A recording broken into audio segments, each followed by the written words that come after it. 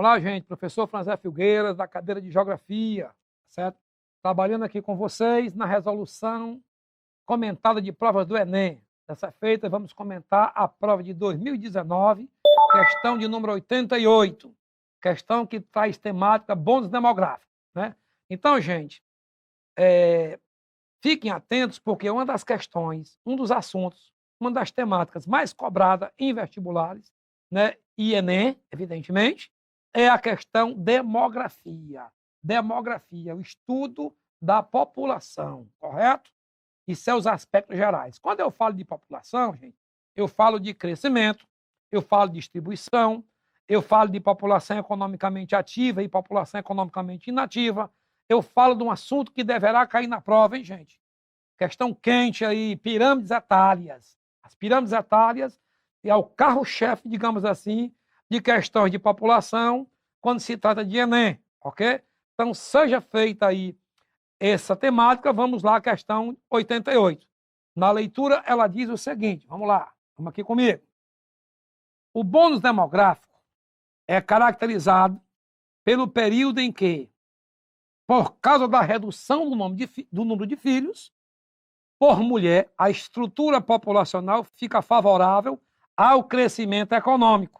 Eu já boto aqui uma pausa, uma vírgula, perfeito? Quem foi que falou que a redução de filhos é um fator favorável ao crescimento econômico? Hein? Afinal de contas, de onde é que vem o consumo? Observe a China. Né? Por que a China hoje está se tornando uma das grandes potências mundiais? Porque tem 1 bilhão e 300 milhões de consumidores. Correto? Então, pessoal, quem fala do crescimento populacional retardando o crescimento econômico são posturas de um cara chamado, ou seguidores de um cara chamado Malthus, teoria malthusiana, perfeito? Teoria malthusiana. O crescimento populacional, ele apenas agrava uma situação de subdesenvolvimento do qual já existe em alguns países do mundo, tá certo? Então, já ao meu modo de ver, no enunciado, nós já temos aí um contratempo, perfeito? Por parte da elaboração da questão. E quando você fala de controle de população no mundo subdesenvolvido, você está trabalhando com a teoria neomalthusianista. E quando você fala de controle da população em mundo subdesenvolvido com características tropicais, você está falando na teoria econeomalthusianista. E né, qual é a teoria hoje, digamos assim, mais coerente, mais aceita? É a teoria reformista, é a teoria marxista, é a teoria otimista, que pede o quê? Pede reformas econômicas, sociais, políticas, né, reformas voltadas para o social, né, diminuindo essas exclusões promovidas pela globalização em curso. Perfeito? Então, já diante desse comentário, eu vou à frente e ele diz, isso acontece porque, proporcionalmente, menos crianças na população e o percentual de idosos ainda não é alto. Bom, isso aí foi tirado de um texto do Globo, feito pelo Góes, né? E ele diz, a ação estatal que contribui, a ação do Estado que contribui para o aproveitamento do bônus demográfico é o estímulo a. Preste atenção à pergunta, hein? A ação estatal que contribui para o aproveitamento do bônus demográfico. Tá certo? A questão está muito contraditória.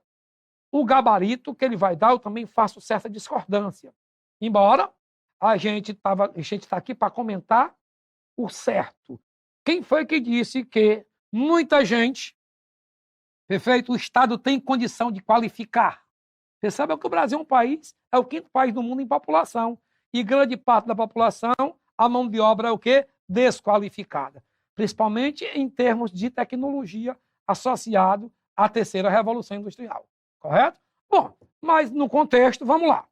Tá certo? Vamos saber, né, o que ele vai conceituar aqui, tá certo? Como bônus populacional.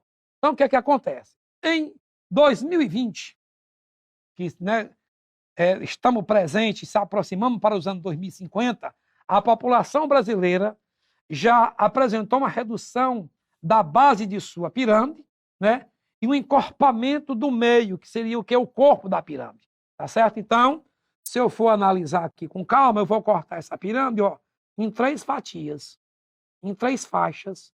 A faixa de baixo, eu vou chamar de base da pirâmide, onde situa-se a população jovens. Correto? Perceba que a base da pirâmide número 1, ela tem uma certa dilatação. Observe que a pirâmide 3, porque eu vou pular para o ano 2050, ela já tem uma diminuição dessa base, que é exatamente a diminuição do número de filhos. Mas essa diminuição do número de filhos, gente, vem por meio de certas regras impostas pela própria situação econômica em que vivemos. Né? Mas aí a pirâmide do meio, professor Franzé, a pirâmide do meio, ela é uma transição, correto? Dos anos 80 para os anos 2050. Aqui seria quem? Seria o corpo da pirâmide. Perceba que esse corpo da pirâmide ele é mais estreito, que é exatamente o encorpamento do corpo da pirâmide número 3, que é a dilatação dos adultos, que diz o texto. Concordo que houve uma dilatação, mas discordo se é uma dilatação com especialização, coisa que não acontece em muitos países, principalmente nos países subdesenvolvidos. O que acontece? A população nasceu, ela vai para a faixa subsequente, né? E muitas vezes ela vai formada de baixa qualificação profissional. E você perceba que o ápice da pirâmide, a tendência dele aqui na pirâmide de 2050 é uma dilatação, que seria exatamente o aumento da expectativa de vida. Né? Ou seja, nós passamos a viver mais devido aos processos tecnológicos. Então, aqui no comentário, gente, você está tendo exatamente o que eu acabei de falar, que a população de 15 anos a 24 anos já começa a decair, a população de 25 anos a 60 anos já começa a aumentar em idade de trabalho, mas não obrigatoriamente tenha essa especialização. E que a população de idosos, né? Aqui a população de idosos, tende a aumentar constantemente a proporção do total, o que vai refletir no sistema de aposentadoria, no sistema do INSS, tá certo? Bom, então, mediante ainda alguns comentários, nós vamos ter o seguinte: por que está existindo uma redução da taxa de natalidade? Rapidamente, gente, a redução da natalidade deve-se a uma redução familiar através de quê? Através, tá certo? Da queda do número de casamentos precoces. A população, mesmo no mundo subdesenvolvido, tende a casar mais tardiamente, atualmente. O custo do filho, que é isso? Formação do custo do indivíduo. Então, você ter muitos filhos é um peso para quem vai sustentá-los. Então, a população hoje, pelo menos dentro da parte teórica, procura ter menor número de filhos possível. A mulher, ela tem acesso mais à condição profissional, que é o mercado de trabalho feminino, né? A mulher hoje ela se ocupa em outras atividades, e os meios anticoncepcionais, que você já tem uma grande escala, tá certo?